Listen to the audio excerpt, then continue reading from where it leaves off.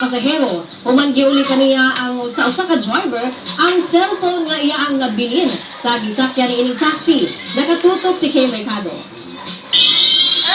Paabot ni Daphne Fernandez sa usa ka social media site ang iyang nagpapasalamat kang Roger Roa, ang taxi driver na nag-uli sa iyang cellphone. Lunes sa udto na bili ni Daphne ang iyang cellphone sa gisakyang taxi nga gimaneho ni Roger. Wala siya magdahom, nagkili, mabalik pa kaniya.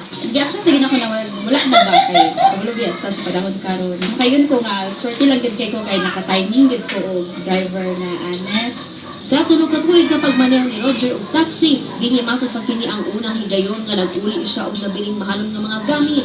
Dahil mga ginurog, mamasayro ka ba, wala ka sa pamasayro, normal mo nasa utang. Murag, lagi kuhan, mata mag-uli dahil di.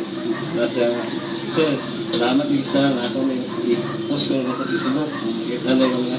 Buot matod pa ni Roger, ang mamahimong maayong ehemplo ang ilabi na sa duha niya ka mga anak. Mapasalamaton si Daphne og nang hinaot nga isipon kining inspirasyon labi na sa mga kagayanon aron magbaton og pagkamatinud-anon og maayong binuhatan alang sa isig ka tawo.